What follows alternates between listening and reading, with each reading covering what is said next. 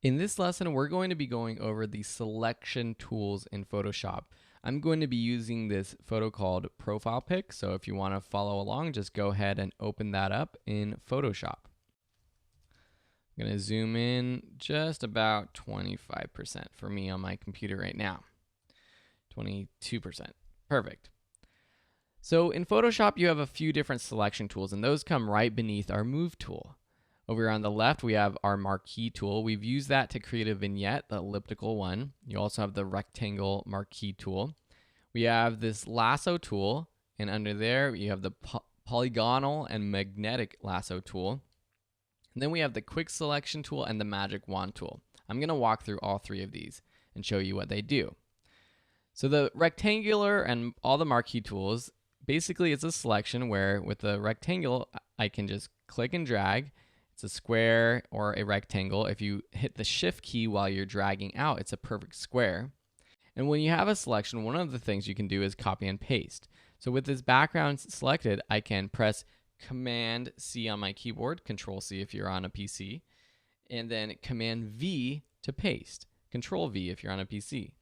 And now I have this layer 1, and if I uncheck this eyeball right here to make the background invisible, or invisible, you have this layer 1 right here. And now we can take this, edit this, do anything we have with this selection. Same goes for the elliptical marquee tool. So I can select this area right here. I can then use the arrow keys on my keyboard to move it around. And you can hold shift and hit the arrow keys to nudge this around a little bit further than if you're just pressing the arrow keys. Then copy and paste. Maybe you just want a circular part of an image. Next, we have the lasso tool. So the lasso tool is like drawing on a marquee, basically. So if I click and start dragging and holding down, I can create a custom shape. You got to make sure that you close the shape though. So you can't just press a line, you got to close the shape. And now I can copy and paste. You can see that I have that selection. Pretty cool. The next one is the polygonal lasso tool. This, instead of clicking and holding and dragging, you click once and then you keep clicking and create a shape however you want. And then you have to click the start of the shape to close it. And then when the outline blinks, you can copy and paste it. The magnetic lasso tries to use the edges of things in your image to know where to go. So if I want to outline this man's face right here or his body, I can start here. I just click once and then start moving my mouse around his body. And you can see as I move around, this lasso tool kind of magnetically goes on the edge of things. Sometimes it's not perfect, and we will be able to fix this later where the mistakes are, but it does a decent job, and it does better when the edges of things are much different colors. Let me just go finish this quickly. So again, you have to go all the way to the edges. And again, you can just copy and paste and see that's your selection. In the next lesson, we're going to be talking about how you refine the edges and fix those kinds of mistakes. But now I just want to go through the different selection tools and how they work.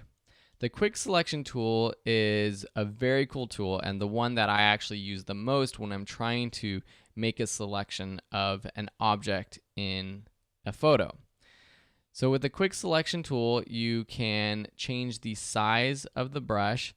Similar to how we did before, you can go up to this drop down, change the size up here, the hardness as well. Or you can press Control Option and drag left or right to increase or decrease the size if you're on a Mac, or Windows Alt. And then just click where you want to make a selection. It tries to intelligently select what you are trying to select.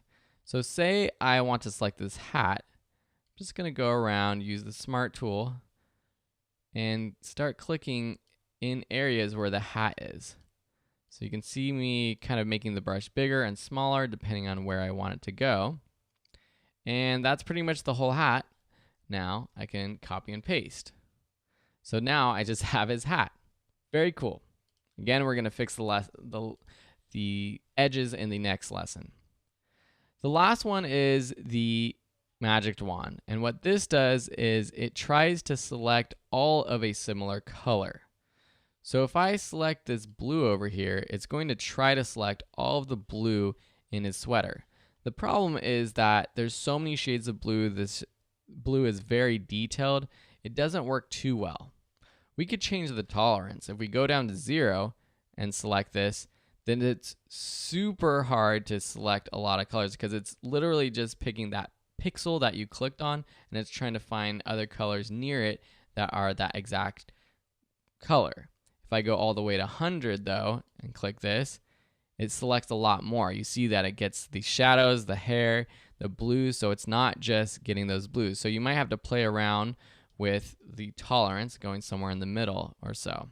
The magic wand works really well when you're trying to select a lot of one color. So these are the different selection tools. In the next lesson, we'll talk about how you improve the edges when you try to make a selection.